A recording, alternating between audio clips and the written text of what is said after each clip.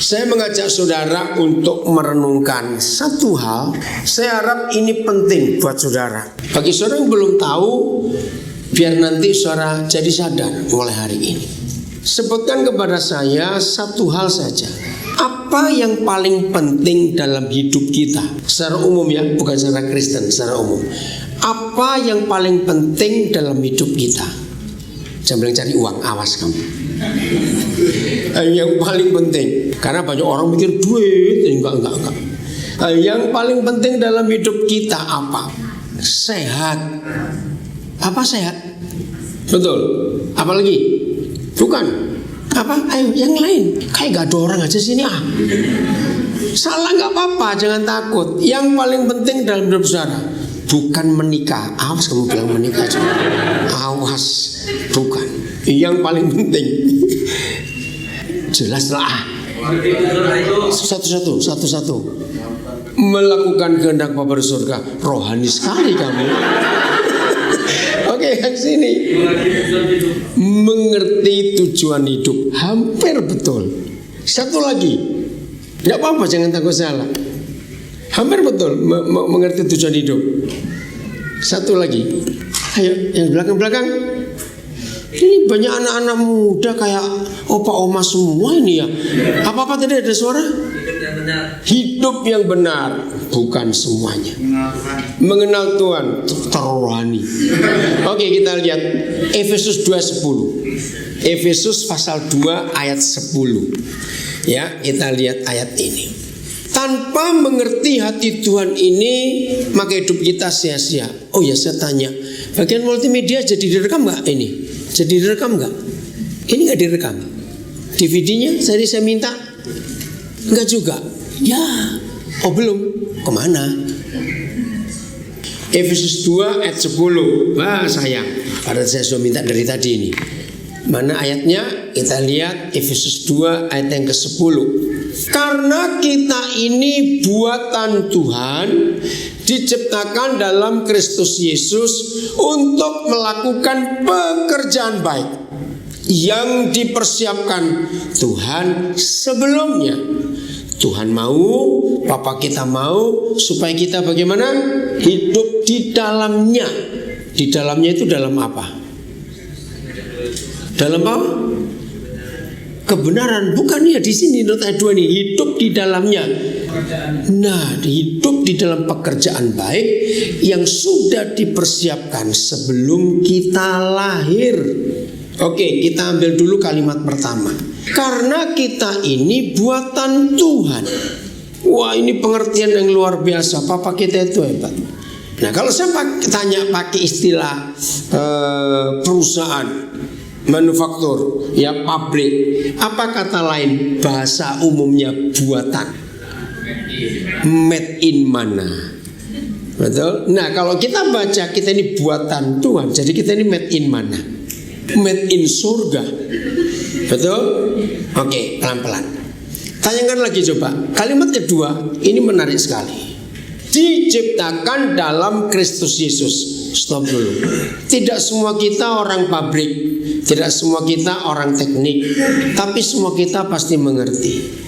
Kalau disebut ada pabrik, ya pabrik ya, bukan sekedar perusahaan pabrik. Ada moldingnya enggak? Loh, ada molding, tahu kata molding? Apa kata molding? Moldingnya bisa nggak tahu sih ya. Ini sekolah tau nggak sih orang-orang ini? Ditanya kok molding tahu molding nggak? Nah gitu susah benar jawabannya. Kalau ngomong pabrik ada cetakannya nggak? Loh, ada nggak?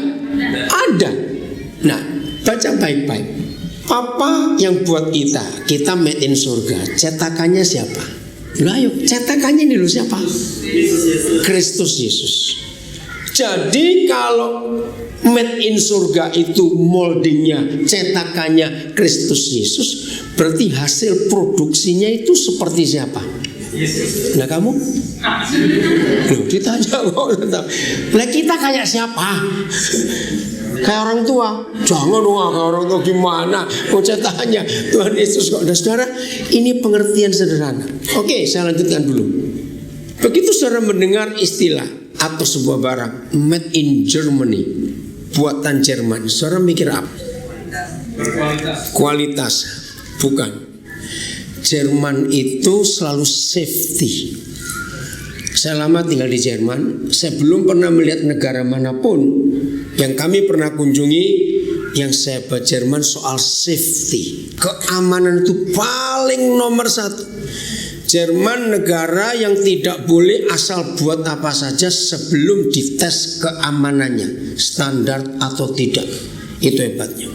Saudara mendengar made in Korea, mikir apa? Samsung. Janganlah Pak Samsung, kau saudara yang lain. Begitu mendengar kata made in Korea pasti fancy, ya. Tampilannya itu menarik sekali. Begitu dengar made in China, saudara mikir apa? Jangan minta garansi, awas kamu. Oke, nah yang saya maksud begitu. Jadi tiap kali kita mendengar istilah made in mana, pasti muncul sesuatu. Nah sekarang, kalau saudara sudah tahu hari ini bahwa kita ini made in surga, harusnya muncul apa di benak kita? Ayo, made in surga. Apa enggak usah takut salah, cepat apa? Itu apa tuh ngomong? Yang jelas, ayo mati surga muncul apa di benak saudara? Benar. Apa hidup benar? Jangan rohani lah, yang umum saja dong. Buang dulu yang rohani itu. Kita bicara fakta dalam hidup. Baik, kurang kuat, hidup benar, kurang. Senang? Enggak. Oke, bukan itu.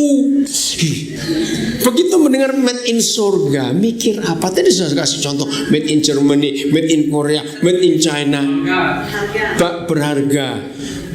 Bangga. Masih enggak kuat. Susah betul. Begitu mendengar made in surga, itu pasti the best quality. Oh, diberitahu. Oh. Loh, betul tidak? Loh, saya tanya, betul tidak mendengar made in surga itu muncul apa? Pasti kuat, pasti hebat. Maka itu awas made in surga, musim hujan pilek, musim panas pusing.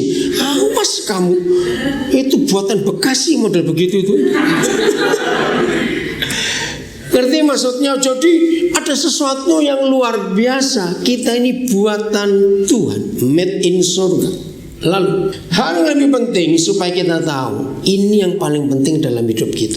Siapa yang pernah menyadari bahwa segala sesuatu, mau yang paling sederhana sampai yang paling wah, yang diciptakan oleh manusia, yang dibuat oleh pabrik, ternyata barang-barang itu nggak berguna untuk dia sendiri.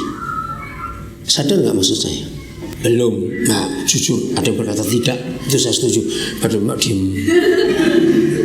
Bagi yang baru kenal saya beritahu, saya ini seorang pengajar. Jadi kalau saya khotbah pun saya ini ngajar, saya ingin ajak saudara diskusi. Jadi saya nggak ingin saudara datang ke gereja cuma duduk diam saja.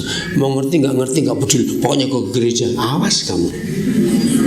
Maka itu kalau saya tanya saudara harus jawab. Nggak jawab saya tonjok.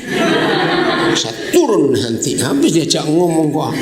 Oke, saya ulangi lagi. Ternyata semua barang yang diproduksi oleh manusia, dibuat oleh manusia, dari yang paling sederhana sampai yang paling wah.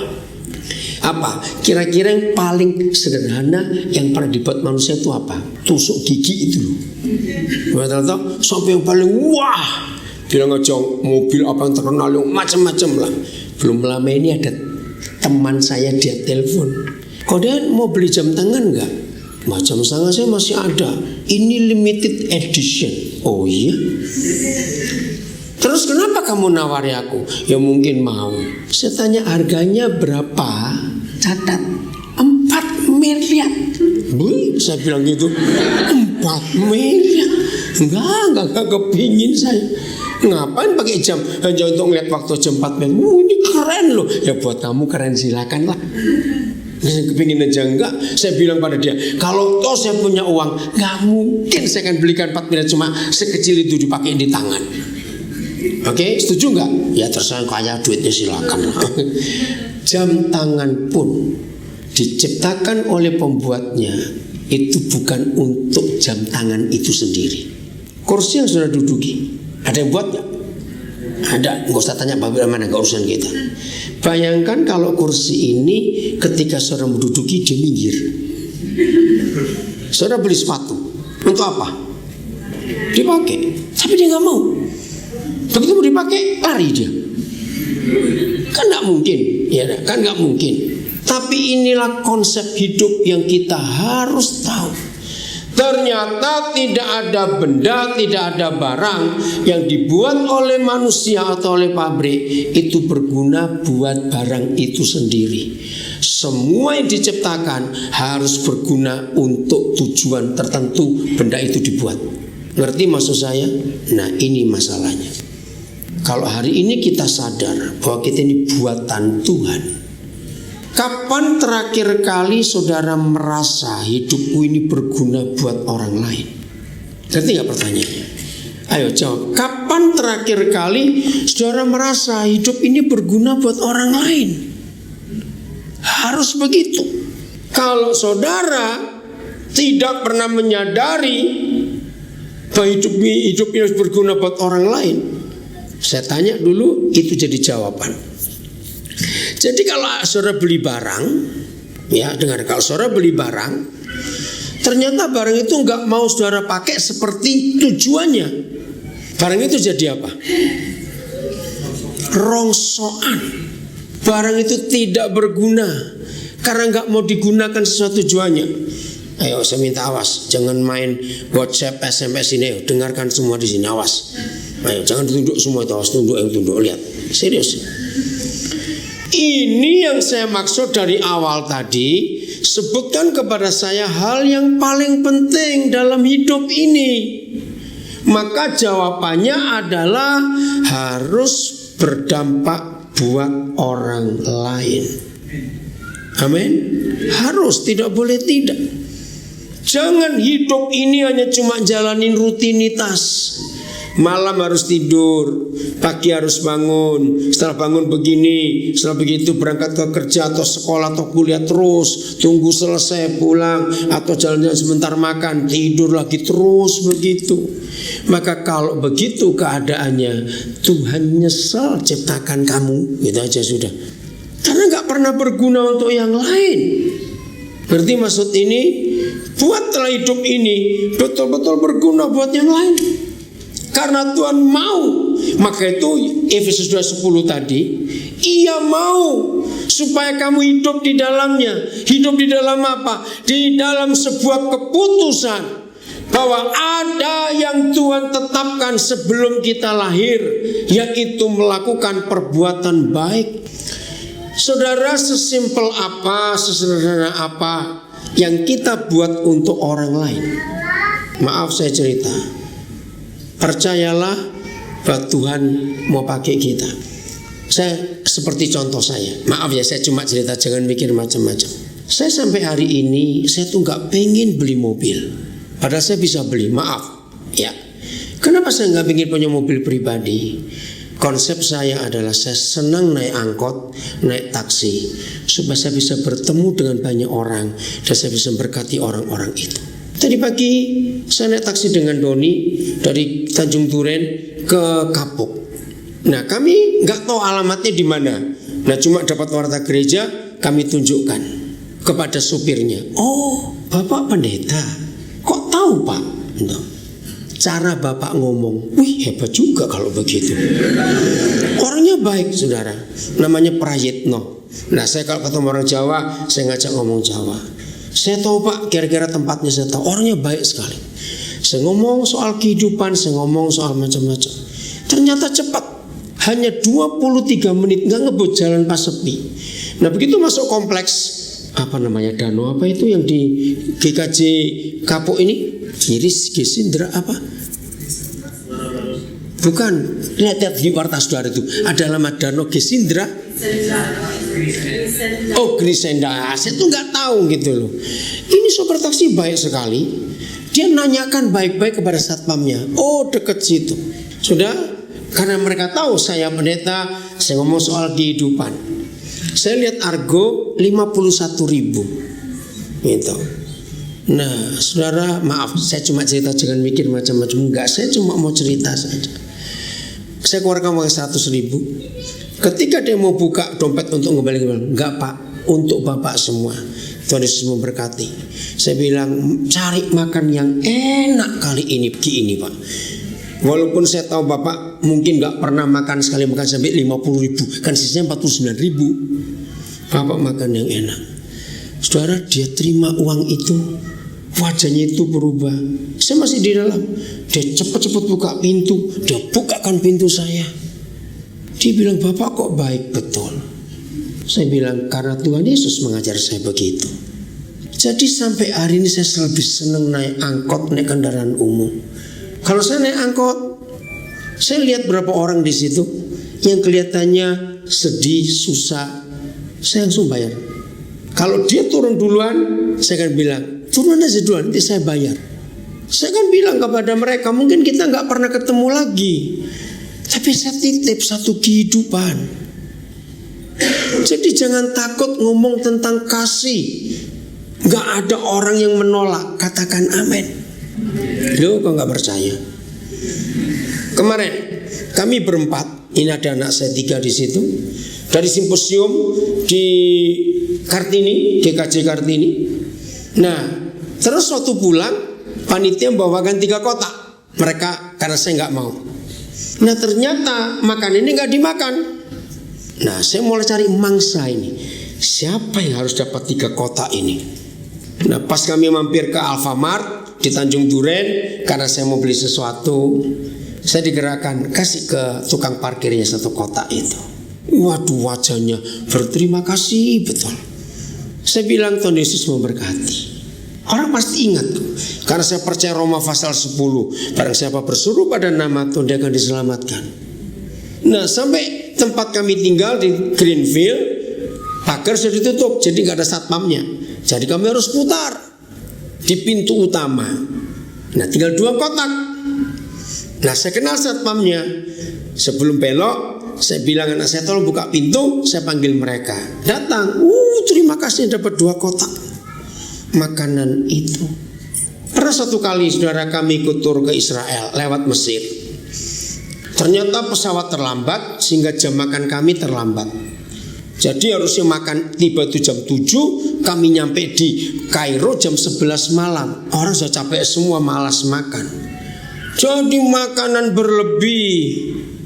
Saya bilang pada guide-nya, boleh nggak pihak rumah makan ini kita pakai kotak? Cuma jadi berapa? Nggak apa-apa. Dia bisa bahasa Indonesia. Saya, terus Bapak mau kasih ke siapa? Ya nggak tahu, ketemu aja orang di jalan nanti itu. Dia mikir, kok Bapak sampai mikir seperti itu? Ini daripada dibuang, kita nggak makan. Nah, kepada drivernya saya bilang, nanti kalau ada orang nyapu-nyapu, jangan di Kairo itu masih seperti lebih parah dari Jakarta keadaannya. Kotornya orang nyapu jalan ada. Pas ada lampu merah, panggil, bagikan. Sampai terakhir masih ada kira-kira berapa kotak, sudah sampai dekat hotel. Aduh, yang makan siapa ini? Nggak mungkin orang hotel mau, mereka juga punya makanan. Jam 12 lebih dari pintu gerbang hotel sampai ke lobi itu lewati taman begitu, ada orang nyapu. Beberapa saya minta drivernya, tolong stop, turunkan semua makanan kotak ini. Terserah mereka suruh bagi. Saya lihat wajah mereka. Ada yang ngomong pakai bahasa Arab saya nggak ngerti. Terus gajah bilang, mereka bilang terima kasih anak saya 3 di rumah bisa makan ini. Nah, saya bilang lihat tuh. Terus dia guide-nya ngomong gini sama saya, berapa banyak kali saya bawa tur dari Indonesia, kenapa baru Bapak yang bisa mikir seperti ini? Jawab saya, yang lain egois dan pelit, gitu aja sudah. Karena nggak pernah mikir orang lain. Maaf saya cuma cerita. Tiap kali saya diajak orang turun makan, orang pertama yang saya perhatikan adalah tukang parkir. Saya akan tanya, sudah makan atau belum? Kalau jawab sudah, saya akan tanya, yang di rumah berapa orang belum makan? Saya akan bungkuskan. Ini luar biasa cara Tuhan. Satu kali saya diundang orang ketemu di rumah makan Mira Delima. Lah saya tuh nggak tahu kalau itu rumah makan mahal sekali. Saya pikir cuma sekedar warung namanya Mira Delima di daerah mana ini? Trojoyo, iya. Begitu masuk mewah sekali. Taksi saya sudah bayar, Nah saya lihat tukang parkir sudah agak tua gitu. Saya tanya, Bapak sudah makan? Belum, tunggu ya gitu. Begitu dengar kata tunggu, wajahnya kok lain gitu. Saya nggak ngerti. Nah tamu saya sudah duluan, saya datang terlambat. Terus saya tanya kepada bagian kasir, tolong bungkuskan, saya lihat dulu. Oh ada nasi rames. Begitu saya lihat harganya, ya ampun, nasi ramesnya 175.000. Itu rumah makan mewah sekali. Oke, saya bilang, saya pesan satu ini. Loh, apa nggak masuk dengan yang tamu itu? Enggak, saya sendiri aja, saya bayar gitu. Tolong kasih ke tukang parkir. Ini kasir itu ngeliatin saya. Kenapa? Enggak, tadi Bapak pesan untuk siapa? Dia ngulangi lagi, untuk tukang parkir. Nah dia tuh nggak percaya. Saya bilang ke tukang parkir makan semahal itu, cuma nasi rames. Ya dalam hati saya, ya salahmu kenapa jual mahal-mahal? Orang juga perlu makan kok. Ngerti ya saudara? Ya saya nggak tahu, kayak dikasih. Ya. Nah berapa waktu kemudian ini tamu saya itu telepon yang ngajak itu. Ternyata dia itu teman baik yang punya Mira Delima. Ya, saya nggak kenal yang punya siapa. Dia bilang, Koden waktu saya ajak ke Mira Delima itu beli apa? Saya ini lupa beli apa ya. Enggak, itu tukang parkir. Oh iya betul, saya berikan mereka makan. Kenapa? Saya tanya apa salah? Enggak. Lah terus kenapa kamu tanya? Yang bingung yang punya. Bilang belum ada tamu yang berikan makan tukang parkir dari makan ini, karena itu belum makan mahal. Terus saya bilang begini, mikirnya begini loh.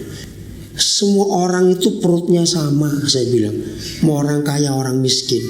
Jadi jangan orang miskin punya hak untuk dapat yang baik. Setuju gak saya ngomong ini? Nah waktu saya keluar, pulang ya, masih ada. Ternyata tukang parkir nungguin. Pak terima kasih. Saya bilang, Tuhan Yesus memberkati. Saya titip nama ini Pak. Saya gak tahu kapan ketemu Bapak lagi. Saya tepuk pundaknya. Dulu sebelum handphone semurah sekarang, istri saya bingung, berapa anak saya bingung. Saya ini hobi beli handphone yang murah-murah. Saya masih ingat yang Nokia 315 tuh. Kalau saya beli bisa ratusan. Kenapa? Saya naik taksi, saya di stasiun, saya di bandara, selalu ada handphone baru dengan SIM cardnya. Untuk apa? Kalau saya kontak orang dan dia nggak punya handphone, saya langsung kasih. Dan saya sudah hafal nomornya, saya tahu, saya tandai, nah saya kontak duluan.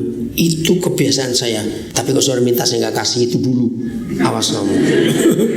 Bukan sekarang beli sendiri. Artinya, demi Injil saya buat itu. Demi Injil. Supaya kasih Tuhan bisa dinyatakan oleh semua orang. Ingat tema kita, diperbarui untuk apa? Baca warta saudara. Ayo, diperbarui untuk apa? Cepetan. Ayo, diperbarui untuk menjadi kegirangan. Itu tema kita. Hidup ini harus berdampak. Katakan amin. Kecil maupun besar, orang itu akan merasakan dampak hidup kita kalau kita suka memperhatikan mereka. Saya bisa cerita yang luar biasa bagaimana Tuhan bekerja. Saya ini punya kebiasaan yang Roh Kudus pimpin. Saya keliling kemana saja. Saya ini kalau lihat ada orang wajahnya sedih sekali, saya harus cari waktu untuk saya ketemu dia. Saya akan lihat waktunya. Satu kali di Citraland, saya mau pulang ke Papua, pesawatnya malam, lah saya harus belanja sesuatu dulu. Ternyata yang jemput terlambat, tapi saya masih ada waktu juga. Nah sambil nunggu, ini kebiasaan saya ini tanya, Papa saya harus berkati siapa ini, orang rame begini. Saya lihat keliling kiri kanan, ternyata saya lihat seorang gadis, wajahnya gelisah sekali. Nah karena saya ada waktu, saya dekati dia. Begitu saya dekati, selamat malam. Dia seperti ketakutan. Terus muka, lihat kiri kanan. Jangan takut, saya pendeta. Apa yang saya bisa bantu? Kenapa kamu begitu gelisah? Dia diam, terus dia nangis. Saya hamil om. Oke. Kamu tinggal di mana? Di rumah tante, tapi saya diusir. Dia mahasiswi di salah satu perguruan tinggi. Oh ya? Saya nggak mau ngurus penyebabnya apa enggak. Orang ini perlu ditolong. Orang tua mau tahu? Tahu. Begitu mereka juga marah. Boleh enggak? Kamu telepon dia pakai handphone om untuk bicara. Yang terima pertama bapaknya. Bapaknya nggak banyak ngomong, cuma aduh pak kami juga bingung mau bagaimana ini, malu kami. Nggak lama ibunya. Wah ibunya galaknya minta. Biasanya mama-mama itu galak gitu. Anak kurang ajar, anak bikin malu, anak tidak tahu diri segala macam. Saya dengerin dulu dia ngomong. Setelah selesai, iya bu memang salah. Kalau saya jadi orang tua pun akan berbuat itu. Tapi sudah terjadi mau diapain. Saya langsung ngomong, saya tidak ingin membunuh bayi itu karena dia nggak berdosa. Jadi mulai hari ini karena tantenya pun nggak mau terima dia, kami akan tampung. Nah ini nomor telepon saya, catat kalau perlu apa-apa beritahu. Ya udah, saya bawa pulang. Kami punya tim untuk menerima. Bawa ke dokter diperiksakan kandungan 3 bulan. Istri saya berapa kali nanyain gitu loh, kamu mau ngasuh anak ini atau tidak? Jawabannya tidak. Enggak tante, saya pengen sekuliah. Ya udah terus gitu. Sampai hari kelahiran, lahir anak perempuan. Nah istri saya tanya begini, ginilah, biar nyusui dulu paling tidak 2 bulan. Alasannya ada 2. Istri saya bilang, 1, anak ini punya hak dapat ASI eksklusif. Itu hak dia, jangan dicabut. Yang kedua, mungkin dengan nyusui netein sekian minggu ini naluri keibuannya itu muncul.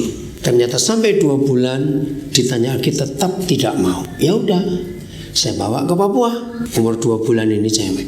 Ada anak-anak kami yang bisa menerima. Saya ini dari tahun 80-an sampai sekarang sudah sekian ratus bayi yang terbuang saya terima. Dan dari antara mereka itu ada yang hasil perkosaan. Dan mereka jadi orang hebat, saudara. Itulah cara saya menginjili.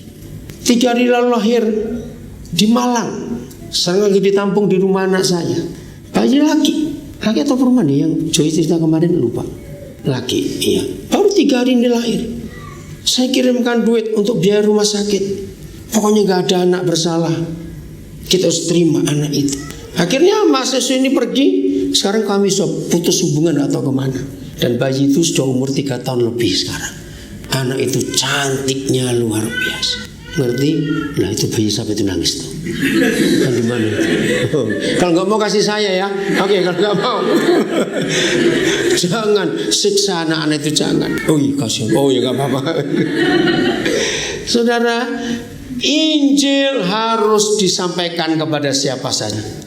Dan kalau Tuhan memulihkan kita, kita harus menyatakan kegirangan buat semua orang.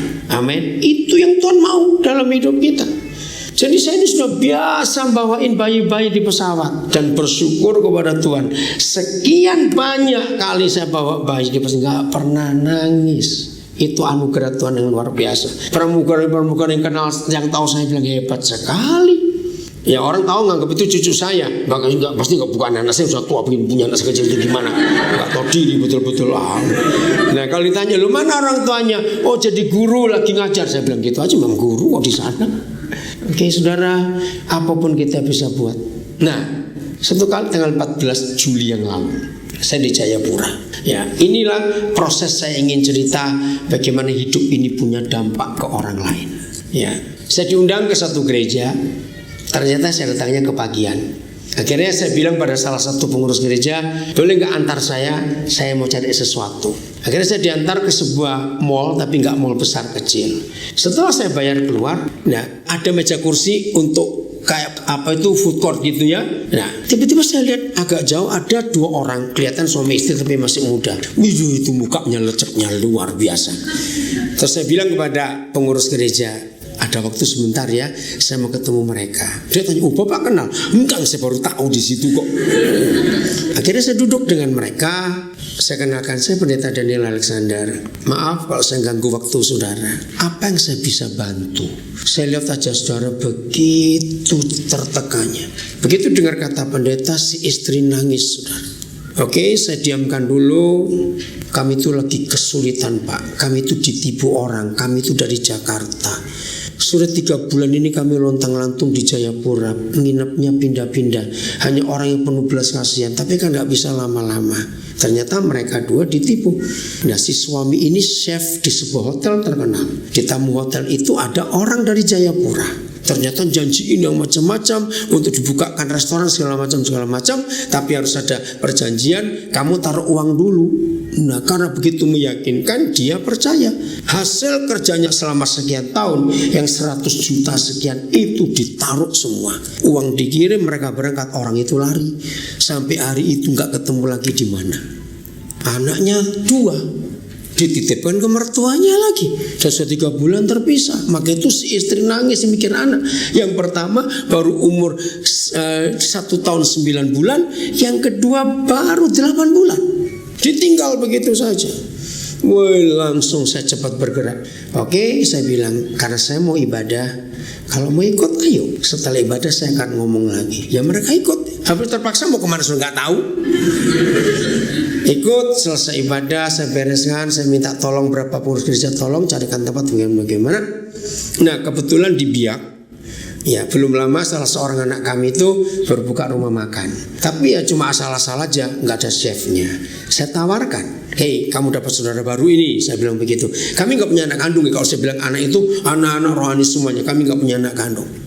Oh boleh bawa. 20 Juli berangkatlah mereka berdua ke Biak sampai hari ini.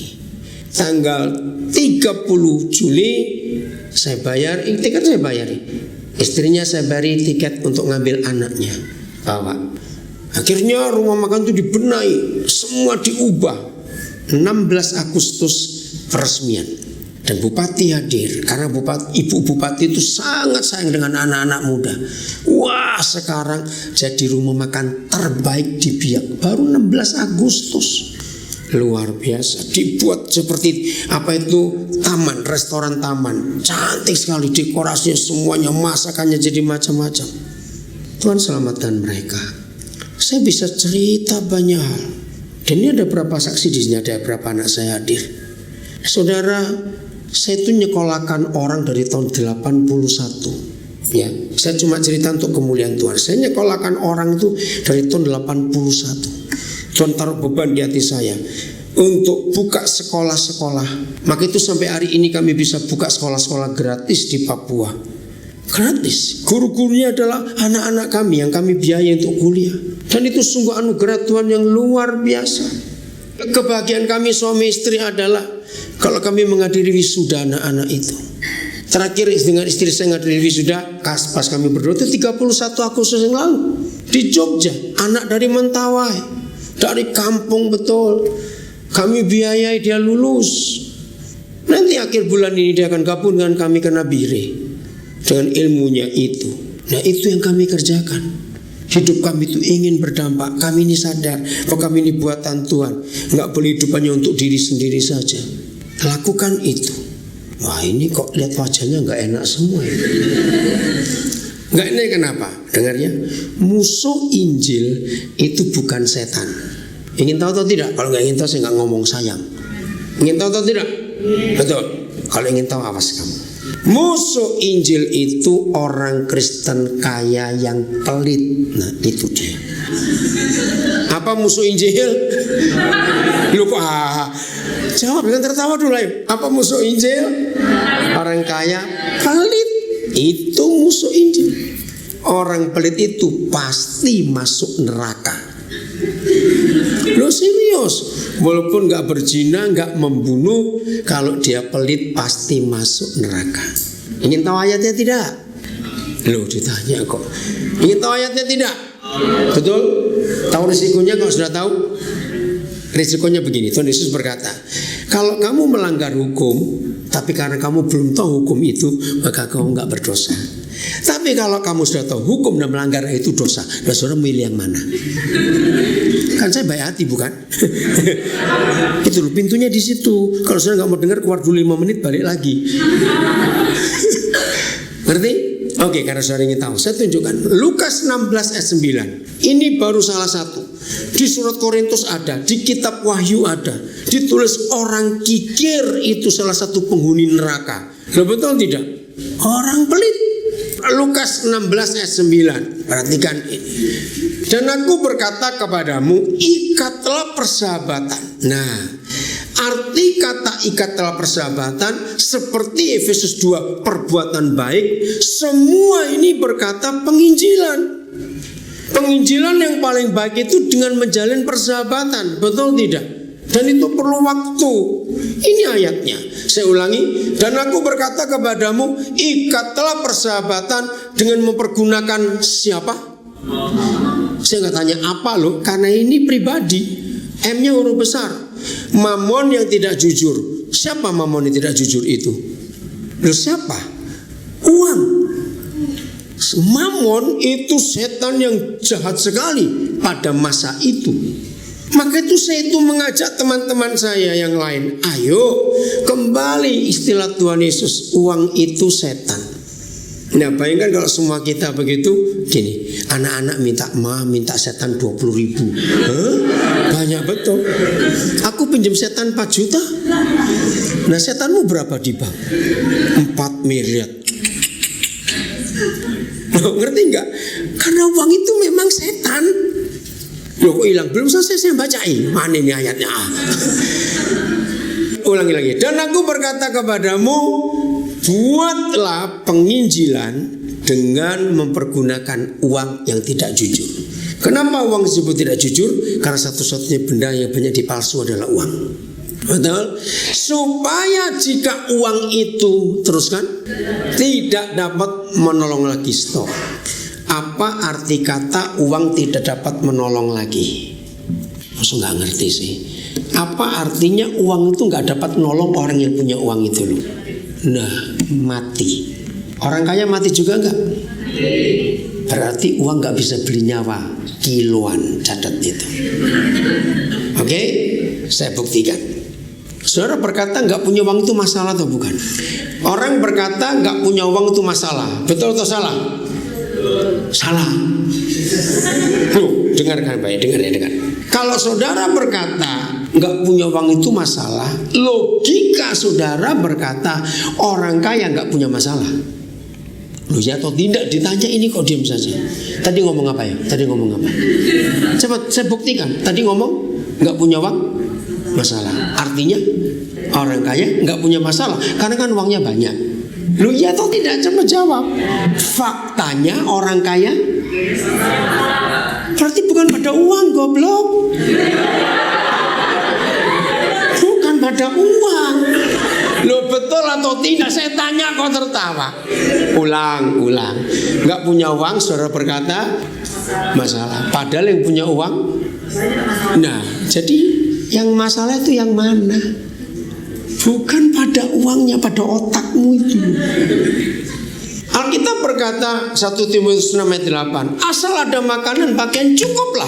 Nah pernah ada orang yang marah kepada saya soal ini karena orang kaya. Betul. Nah jadi kalau padahal nggak punya uang, terus mau beli makan nggak bisa, terus gimana? Gampang. Jam makan saya ke rumah teman saya baik, pasti ada jam makan. Kok repot? Lo kok diberitahu? Lo bisa nggak? Nah kalau satu kali kita ke rumah teman baik ternyata dia nggak ngajak makan, oh berarti senasib. Itu aja sudah. Ya diam-diam aja di rumah itu ngomong-ngomong, minum air aja kenyang, kenapa susah? Lo praktis toh, hidup itu praktis. Oke? Jadi masalah pada uang atau bukan? Bukan. Pada apa? Pada otak. Pintar juga. Cara berpikir ini yang buat kita selalu kesulitan. Yang berikut saya mau buktikan. Orang berkata umur sudah 30 lebih, 40 lebih, kok nggak menikah? Masalah atau bukan? Loh, saya tanya, maaf, masalah atau bukan? Gitu aja. Orang berkata masalah atau bukan? Tidak. Sombong. Yang berkata tidak itu sombong. Ayo, gak usah malu-malu. Masalah itu umum lah saya berkata. Masalah atau tidak? Masalah. Oh tidak. Saya buktikan kamu yang ngomong tidak. Nah kalau saudara berkata nggak menikah itu masalah, berarti saudara beranggapan yang sudah menikah nggak ada masalah. Faktanya, nah, jadi masalahnya bukan menikah atau tidak. Di mana masalahnya? Otak itu lagi, bukan otak-otak. Belum lama ini tersiar di sosial media kata-kata bagus. Ada anak muda yang tersinggung dengan orang-orang tua itu. Karena tiap kali menghadiri acara pernikahan, pasti sih yang tua-tua tanya, kapan nyusul? Anak muda ini jengkel betul, kepenyusul. Suatu hari ada acara pernikahan, kematian di kuburan. Dia tanya pada si tua, kapan nyusul? Tobat kamu ya. Maka itu masalah bukan terletak pada uang, masalah nggak terletak pada menikah atau tidak, masalah terletak pada diri kita sendiri. Bagaimana cara menghadapi hidup ini? Setuju ya? Nah, Tuhan Yesus berkata, kalau hidup ini berdampak, hidup ini berguna, hidup ini bermanfaat, membawa impact, membawa dampak kepada banyak orang, hidup ini luar biasa. Jadi nggak punya uang nggak masalah, menikah nggak menikah juga masalah. Pokoknya hidup ini berdampak. Oke, kembali ke Lukas 16 belum selesai. Jadi apabila uang itu tidak dapat menolong lagi, berarti orang itu mati, bukan koma tapi titik. Lihat itu. Lalu orang itu diterima di mana? Baca 1, 2, 3. Kamu diterima di dalam kemah abadi. Mana kemah abadi itu? Bukan rumah duka abadi, itu di Danmogot. Bukan. Ayo, apa itu kemah abadi itu apa cepat? Surga. Sekarang kita balik. Ayatnya tuh jangan dimatiin dulu.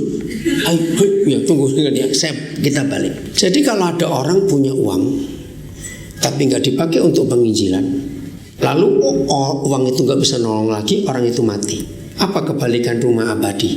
Kok rumah abadi? Kemah abadi. Apa kebalikannya? Neraka. Inilah ayat yang memberitahu kita orang pelit itu masuk neraka, walaupun tidak membunuh, walaupun tidak berzina. Kira-kira di sini banyak orang kaya atau orang miskin ya? Iya, kayaknya kentara gitu. Kan ya? Menurut saudara, orang kaya atau orang miskin yang lebih pelit? Gak usah ragu. Orang kaya atau orang miskin lebih pelit? Betul. Ternyata orang kaya itu jauh lebih pelit daripada orang miskin. Nah, karena pelitnya itu dia kaya. Itu loh sebabnya. Loh, betul nggak? Maka itu orang kaya begitu itu susah masuk surga. Masih ingat tuh Yesus berfirman apa? Siapa yang susah masuk surga? Nah, bukan pezina, bukan pembunuh. Orang kaya susah masuk surga. Begitu kalau saudara ingin kaya terus susah masuk surga, jangan. Berkatalah cukup dalam hidup ini. Masih ingat berapa tahun yang lalu sayang program itu sudah selesai. Setiap hari Rabu sore di RCTI, sudah agak lama ya, mungkin 3-4 tahun yang lalu. Ada tayangan minta tolong. Ada yang pernah lihat nggak? Itu kesukaan saya itu. Nah, yang buat itu bapak dan mantu, dua-dua pendeta. Si bapak namanya pendeta Gideon Tanbunaan, tinggal di Cimahi. Mantunya pendeta Eko, tinggal di Ungaran. Nah, mereka dua itu buat program minta tolong, candid kamera itu. Masih ingat nggak?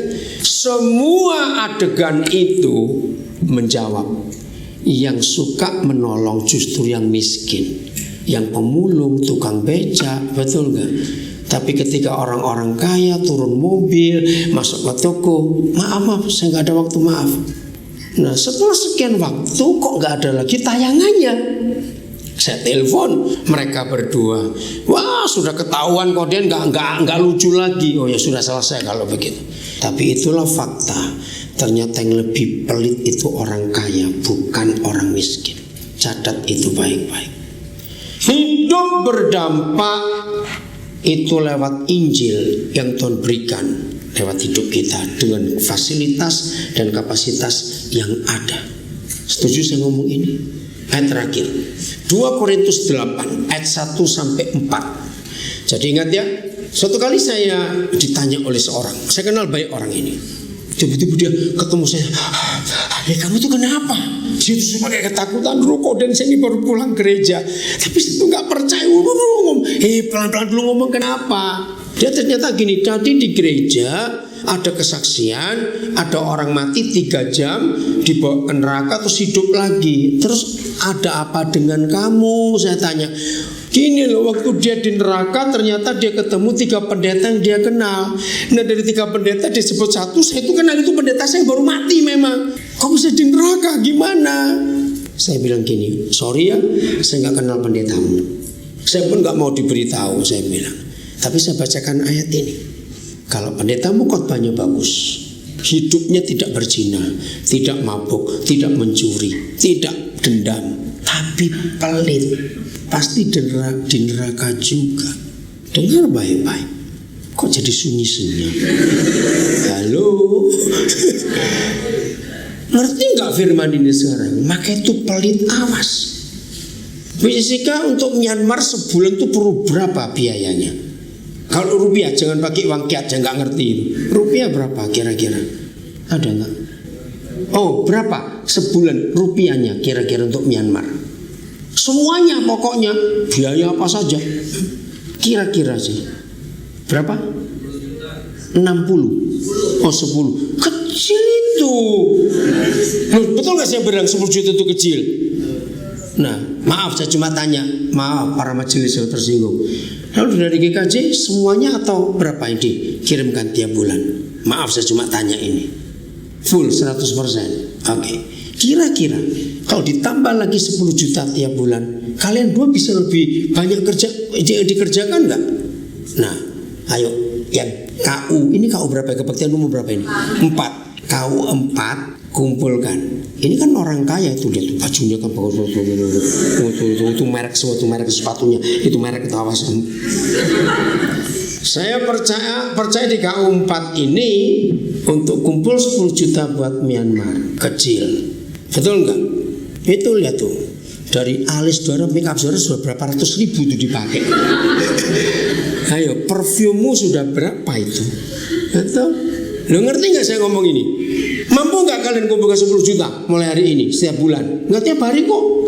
Loh saya tanya kok, diam saja. Supaya saudara bisa berdampak untuk Myanmar ini. Buat saya 10 juta itu kecil. Satu yat itu berapa rupiah ukurannya? Mana lebih besar uangnya? Sana lebih besar Myanmar. Ayo saudara buat sesuatu supaya kita ini berdampak. Tadi di KU 2 ya, tadi pagi KU 2 ya. KU 2 saya ketemu seseorang dan ternyata dia punya pelayanan namanya Love Ministry. Lah dia mendengar khotbah saya, dia bilang kami perlu Bapak sekali datang untuk bicara kepada tim kami. Saya siap. Saya bilang pokok untuk misi saya siap datang. Ya, maka itu buatlah sesuatu. Ada anak-anak muda yang cuma terima gaji saja, nggak punya penghasilan seperti pengusaha, tetap sisihkan 50.000, 100.000 dikalikan ditambah lagi yang lain pasti bisa 10 juta. Ayo yang KU 4 jawab ya atau tidak? Ya, ada yang bisik-bisik lagi, pelit kamu. Ingat, pelit masuk neraka, jangan lupa ini. Biar tahu rasa saya ngomong begini. Nah, kalau ada yang menyesal kena apa aku datang di KU 4 enggak KU 1, itu orang pelit kita aja sudah. Oke? Lihat, mana ayatnya kok enggak keluar? 2 Korintus 8 ayat 1 sampai 4. Inilah hukum kasih yang kita harus kerjakan. Ingat, karena kita ini buatan Tuhan, diciptakan dalam Kristus Yesus untuk melakukan pekerjaan baik yang sudah ditetapkan Tuhan sebelum kita lahir, dan Tuhan mau supaya kita hidup di dalamnya. Jangan lupa itu ya. Amin. Ayat 1. Saudara-saudara, kami hendak memberitahukan kepada kamu tentang apa? Tentang apa? Kasih karunia. Apa itu kata kasih karunia? Ayo, apa itu kata kasih karunia? Kita sudah dapat kasih karunia atau belum? Sudah, buktinya kita diselamatkan. Oke? Nah, setelah kita dapat kasih karunia karena kematian dan kebangkitan Tuhan kita Yesus Kristus, maka yang dianugerahkan kepada jemaat-jemaat di Makedonia, kasih karunia yang kita miliki itu tidak boleh stop hanya untuk kita dan keluarga kita sendiri. Lihat ayat 2. Selagi mereka diapakan? Ayo baca, selagi mereka diapakan, cepat baca. Dicobai dengan satu-satu. Saya tanya, jangan dibaca semua. Ini mau cepat-cepat pulang saja ini orang. Selagi dicobai dengan berat. Enak enggak? Mendengar kata dicobai saja sudah mikir, ini dengan berat. Tuhan berkati. Siapa bersin tadi itu? Oke. Ya, dicobai dengan berat. Enak? Nah, saya tanya, enak tidak? Tidak. Dan dalam pelbagai penderitaan. Apa kata lain pelbagai? Banyak macam penderitaan. Dicobai dengan berat. 2, dalam pelbagai penderitaan. Tapi yang terjadi apa? Ayo baca. Kasih mereka apa mana tadi? Sukacita mereka meluap. Mungkin atau tidak logikanya? Loh, mungkin atau tidak dengan logika kita? Enggak.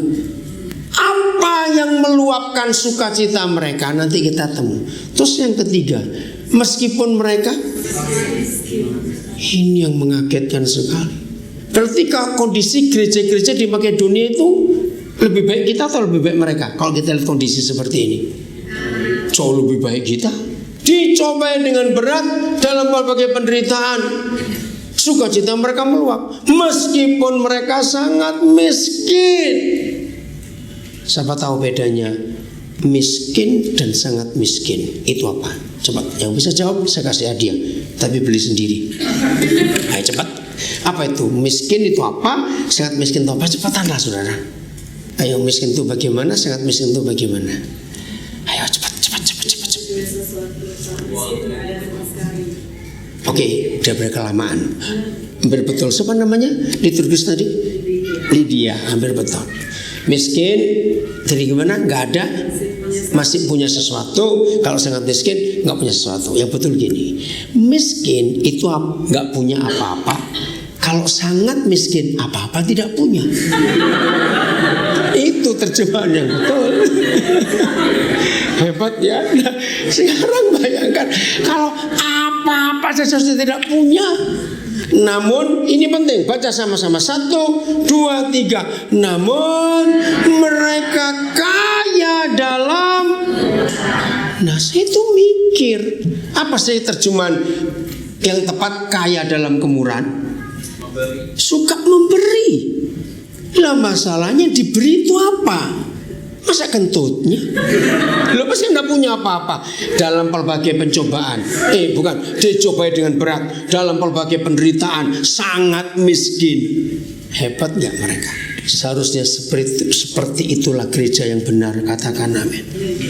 Apalagi kalau kita sedang punya apa-apa, ayo kita bagi demi Injil itu.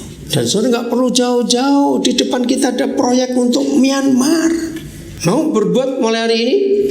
Tadi saya minta paling tidak ada 3 orang anak muda yang ada di sini berangkat. Kapan kalian 2 balik? November. Nah, bulan depan. Gini, saya sarankan yang sudah 6 bulan, sudah 8 bulan ngelamar kerjaan nggak dapat, pasti tuh suruh kamu ke Myanmar. Gitu aja sudah. Jangan tunggu 9 bulan lagi cari kerjaan jauh, sudah gak usah jauh. Setuju? Loh, bukan ada yang jawab. Udah, ini sudah panggilan Tuhan, percaya. Berangkat. Visanya gampang atau susah? Gampang loh, visanya gampang loh. Ayo yang hobi, yang obsesinya pengen keluar negeri terus. Myanmar itu luar negeri, tahu nggak? Berangkat sana cepat. Kok susah. 2 saudari siap ditemani 3-5 orang hebat dari sini. Oh siap, ayo cepat berangkat. Ngomong sama mereka nanti selesai. Oke? Ayat 3. Dengan aku bersaksi bahwa mereka telah memberikan menurut kemampuan mereka, bahkan melampaui kemampuan mereka. Itu yang saya mikir lama sekali. Apa yang mereka berikan? Sudah sangat miskin, mengalami berbagai penderitaan, dicobai dengan berat. Saya betul-betul mikir. Saya bisa mikir gini, ini jangan-jangan Paulus ini cuma asal ngomong saja ini untuk menghibur. Masa dia bohong? Betul? Ini kebenaran. Ayat 4. Dengan kerelaan sendiri mereka meminta dan mendesak pada kami supaya mereka, ayo baca 1, 2, 3, supaya mereka juga beroleh kasih karunia untuk mengambil bagian dalam pelayanan kepada orang-orang kudus. Di Myanmar ada anak-anak yang kudus, itu yang perlu diselamatkan. Ayo kita terlibat mulai hari ini. Itulah hidup yang berdampak. Besok kepada semua pelajar, mahasiswa, kalau saudara ke sekolah, saudara ke kampus, berdampak untuk teman-temanmu, berdampak untuk guru-gurumu, dosen-dosenmu. Amin. Harus mau. Kepada karyawan, karyawati di perusahaan apa saja, besok masuk kantor mulai berdampak. Sebagai pengusaha, sebagai kaum profesional, berdampak di kalangan saudara masing-masing. Berdampak. Itu yang Tuhan mau. Maaf, saya cuma cerita. Di ruangan ini ada salah seorang anak saya. Dia itu yatim piatu, tapi dia sudah master hukum dan dia jadi pengacara yang sangat dipercaya di Indonesia ini. Banyak perkara dengan hikmat Tuhan dia bisa selesaikan. Yatim piatu. Saya dapat dia waktu dia masih awal-awal SMA. Dan Tuhan suruh saya melanjutkan terus dan sekarang jadi orang yang luar biasa. Kapan saudara hidup ini mau berdampak buat orang lain? Ayat terakhir 2 Korintus 8 ayat 9 ini yang terakhir. Karena kamu telah mengenal kasih karunia Tuhan kita Yesus Kristus. Sudah kenal atau belum? Sudah, soal kita terima bukan? Apa itu? Yang oleh karena kamu menjadi miskin, sekalipun ia kaya, supaya kamu menjadi kaya oleh karena kemiskinannya. Ketika saya dapat tema bahwa diperbarui menjadi kegirangan, ini ayat yang paling tepat. Artinya kalau Tuhan memperbarui kita, Tuhan memulihkan kita, ayo kita jadi kegirangan buat orang-orang di sekitar kita. Setuju? Kalau tidak, tema ini gak akan jadi apa-apa. Sebelum saya uraikan, saya berikan kalimat ini. Siapa pernah terpikir bahwa hidup ini tidak harus memaksa Tuhan menjawab doa kita? Gak harus. Tapi hidup ini harus bisa jadi jawaban doa buat orang-orang lain. Bedanya apa yuk? Kita gak boleh cuma minta Tuhan menjawab doa kita, tapi kita harus menjadi jawaban doa buat orang-orang lain. Betul? Turut, papi mesti minta handphone papi turut. Kamu buka, cari yang ambil tas handphone aja dah. Iya. Dengar ya? Ayo cepat jawab. Apa itu artinya menjadi jawaban doa buat orang lain? Apa artinya menjadi jawaban doa buat orang lain? Apa? Menjadi? Ayo, yang jelas lah ngomongnya itu kok pelan-pelan. Bagaimana menjadi jawaban doa buat orang lain? Ayo jawab, tolong saya. Oke, saya percaya saudara kok. Tapi ini saya mau beri contoh. Saya harap setelah saudara membaca ini, saudara akan tahu bagaimana Tuhan memakai saya belum lama ini. Ya, tanggal 8 September. Bentar ya, nanti kamu bacain. Tanggal 8 September saya ke Tegal. Ada pernikahan, saya diundang. Nah, kami tamu-tamu diinapkan di Hotel Carlita. Nah, ketika saya check in bersama rombongan banyak, yang melayani di resepsionis ada 2 orang. Satu pakai jilbab, namanya Ainun. Kalau Ainun jelas muslim bukan? Nah, satu namanya Ardi. Saya tanya dulu lah, kepada Ardi itu Roh Kudus bicara sesuatu tentang masa lalunya, masa kecilnya. Oke, 2 jam setelah saya masuk kamar, saya telepon ke resepsionis yang terima Ardi. Terus saya tanya gini, Ardi, maaf kalau Bapak salah. Waktu kamu tadi melayani Papa merasa begini, kan sudah manggil Papa sampai sekarang. Dia kaget kok saya bisa tahu masa kecilnya. Dia itu bencinya pada bapaknya luar biasa. Karena waktu dia umur 3 tahun bapaknya lari ninggalkan dia. Umur 5 tahun ibunya meninggal. Dan dia harus ngurus adiknya yang baru umur setahun lebih. Tinggal dengan neneknya. Hidupnya pahit sekali. Nah, ternyata mereka ini mau menikah nanti Januari tahun 2017. Dan saya siap urus semua pernikahannya, karena saya jadi jawaban doa buat mereka. Bacakan, tanggal berapa ini? Ayo. Tanggal 25 September. 25 September ya. Malam Pak, ini WA Ainun Pak. Nah, jadi pertama kali yang Ainun kontak saya, terus saya jawab. Ya, makasih nak untuk WA-mu. Jadi sekarang kita bisa WA-an. Sedang apa sekarang? Terus Ainun jawab, iya Pak, makasih buat kebaikan Papa selama ini. Ardi udah cerita semuanya Pak. Ainun benar-benar terharu sekali. Papa gimana kabarnya? Sehat? Terus Papa jawab, kami sehat nak. Papa pun heran dengan perjumpaan kita bertiga hari itu 8 September. Kok bisa pas kalian yang tugas hari itu? Lalu Tuhan bicara pada Papa tentang masa kecil Ardi. Papa kaget sekali waktu Ardi cerita apa yang terjadi sejak kecil. Papa jadi makin sayang sama dia. Terus Ainun bilang, iya Pak, semua sudah diatur Tuhan, sudah menjadi jalannya. Kalau boleh jujur, Ainun pribadi itu kagum sekali sama dia Pak. Berjuang di masa kecil yang sangat perih. Sampai sekarang dia menjadi dewasa tanpa ibu dan ayahnya Pak. Itu yang Papa rasakan nak, yang buat Papa sangat bangga dan sayang dia seperti anak kandung Papa. Iya Pak, Ardi layak dapatkan kasih sayang tulus dari Papa.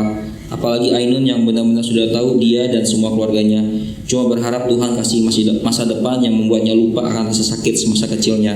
Sudah cukup sampai situ. Tunggu dulu. Kalau saudara baca ini, muncul apa di hati saudara? Ngerti pertanyaan saya? Muncul apa di hati saudara? Ayo jawablah. Sukacita, bukan cuma itu. Begini, saya ingin mulai hari ini supaya tema ini jadi kenyataan, diperbarui untuk menjadi kegirangan. Mulai hari ini dari yang paling muda sampai yang paling tua, milikilah kerinduan ini. Ada orang-orang yang setelah jumpa saudara akan berkata begini, apa jadinya hidup saya kalau saya nggak jumpa bapak, nggak jumpa ibu, nggak jumpa saudara? Ngerti nggak kalimat itu? Dalam nggak artinya? Apa jadinya saya kalau saya nggak jumpa kalian? Sekarang Ardi saya kuliahkan. Saya bilang nasib harus berubah. Nggak boleh cuma jadi resepsionis di hotel ini saja. Nah, dia mau kuliah. Nah, kemarin saya bayar dia. Saya nggak tahu ini dia kuliah. Saya lupa nama universitasnya. Tapi ini pendaftarannya kemarin. Coba, ini tanggal berapa? Ya, saya kirim dia uang 750.000 untuk pendaftaran, untuk beli formulir. Ya, oke, ya ini. Jamnya mah, oh ya kemarin ya nggak ada jamnya. Ya setelah saya kirim dia bilang apa? Makasih Pak, maaf ya repotin Papa terus. Makasih banyak buat semuanya. Ya. Saudara bayangkan, cuma kirim 750.000 buat pendaftaran. Betapa berartinya buat dia. Nasibnya berubah. Makasih, boleh turun, jangan di sini terus. Enggak. Oh, jangan lupa dibawa balik Ruth. Lupa bawa balik. Maaf, makasih. Oke, kembali ke ayat 9. Ayat 208 yang terakhir ya.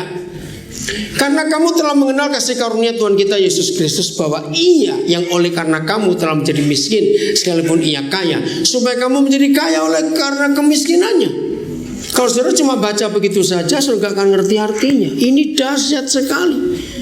Teman saya ngerti bahasa Yunani, bahasa terjemah bahasa Perjanjian Baru. Ternyata tenses ayat 9 ini present continuous tense. Artinya apa? Terjadi berulang-ulang. Nah, ternyata begitu Tuhan Yesus, dia itu pernah miskin. Kapan dia pernah miskin? Jawabannya, ayo baca. Kapan dia pernah miskin?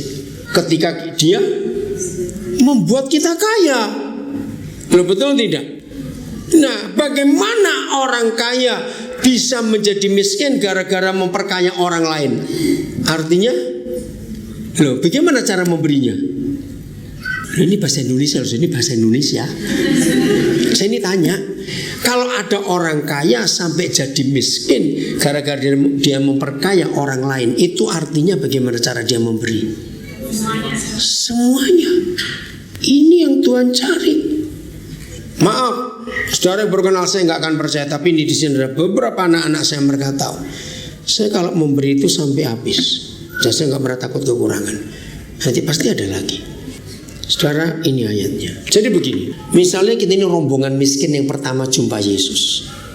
Begitu Yesus jumpa kita, kita jumpa dia, langsung dia perkaya kita, habis. Jadi yang kaya siapa sekarang? Kita, Yesusnya miskin. Nah, karena dia Tuhan, nggak lama kaya lagi. Betul? Nah, masalahnya baru kaya sebentar, gerombolan miskin kedua datang. Terus dia ngapain? Terus dia ngapain? Kasih lagi. Sampai dia miskin lagi. Karena dia Tuhan, kaya lagi. Tapi orang miskin gak habis-habis. Nah, sisa miskin yang lain itu tanggung jawab kita. Jangan amin. Loh, kok diam saja? Kalau nggak masuk neraka loh ingat tadi. Jadi yang miskin-miskin lain yang belum ketemu Tuhan Yesus, tanggung jawab siapa? Kita. Karena tadi kita sudah mantan miskin jadi kaya, maka waktu kita ketemu orang miskin kita harus apa? Memperkaya orang itu. Artinya memberi sampai habis. Karena Tuhan bersatu dengan kita, kita bersatu dengan Tuhan.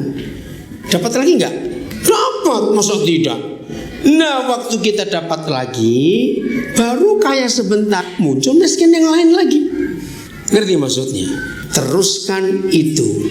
maka dunia akan diselamatkan, saudara. Ini ayat luar biasa. Dan inilah yang Tuhan ingin kita buat kegirangan bagi banyak orang.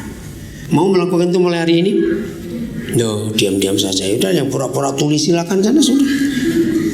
Harus berdampak untuk orang lain dalam hidup. Ajari ya papa mama anak-anak kita untuk berbagi. Ajari anak-anak kita untuk berbagi. Pada orang-orang kaya saya pesan, setiap 6 bulan sekali, 8 bulan sekali, saya nggak tahu, tergantung. Beritahu anak-anak kita, mana barang-barang musuh nggak kamu pakai.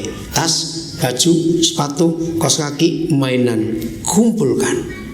Dan cari daerah-daerah kumuh yang ketemu anak-anak seumuran anak-anak saudara. Suruh mereka berbagi. Dampaknya akan luar biasa. Itulah Injil. Keselamatan dari Yesus datang. Dan saya memuridkan Ainun Ardi itu, saya muridkan sekarang. Walaupun saya gak minta mereka pindah agama, tidak. Saya sampaikan kebenaran, apa arti hidup, apa arti pengampunan, biar nanti kebenaran akan memerdekakan mereka. Amin. Tuhan memberkati kita semua. Selamat jadi pelaku firman Tuhan. Amin.